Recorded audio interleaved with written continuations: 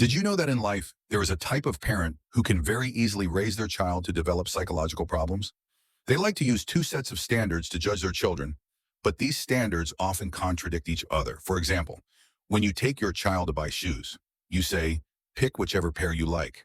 But when the child chooses the pair they actually like, you start criticizing. White gets dirty too easily, it doesn't look good. Black is too gloomy, it has no vitality.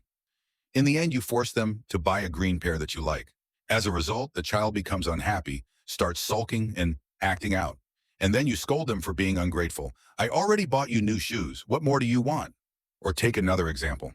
When your child is lying on the couch scrolling through their phone, you call them lazy and complain that they don't even help sweep the floor.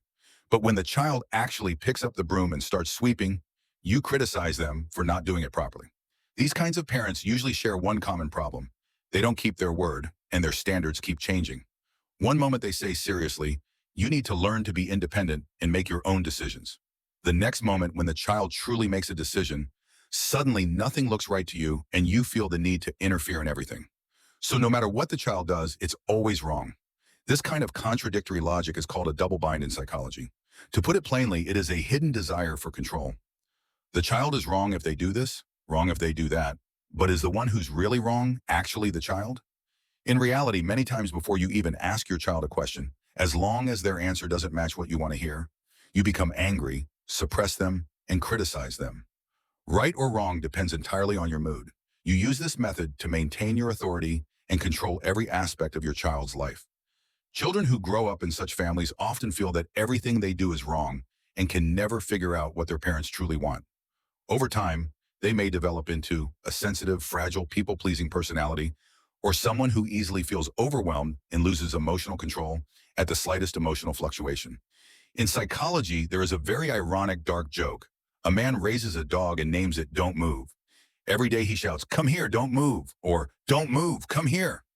Eventually, the dog goes crazy. If you raise a dog like this, you'll end up with a crazy dog. If you raise a child like this, then congratulations. You are training a psychologically damaged child. So what should we do to break this vicious cycle of double binds? It's actually not difficult. The key question is whether you are willing to do it. First, watch your words and let your child choose.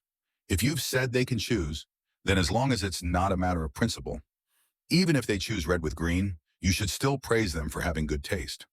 Let them know that their feelings and preferences matter and deserve respect. This helps them build the most important thing of all, confidence. Second, praise effort. Criticize results less. When your child voluntarily sweeps the floor, even if it looks like it was barely cleaned, you should praise them first. Sweetheart, thank you for taking the initiative to help with housework. Mom is really happy. Protecting their willingness to take initiative is 10,000 times more important than having a clean floor. As for how to clean properly, that can be taught gradually later. Third, throw away the preset answers in your head. Before asking your child what they want to eat, remind yourself that whether they say hot pot or ice cream, it deserves to be discussed seriously, not rejected immediately just because it doesn't fit your preference. Shift your relationship from superior and subordinate to we're on the same team. Fourth, and most importantly, make peace with yourself. Many times we control our children because deep inside we are full of anxiety and a sense of losing control over our own lives. Bring the focus of life back to yourself. Read books, make money, nurture your marriage. When you live more at ease yourself, only then can you give your child a relaxed and healthy home.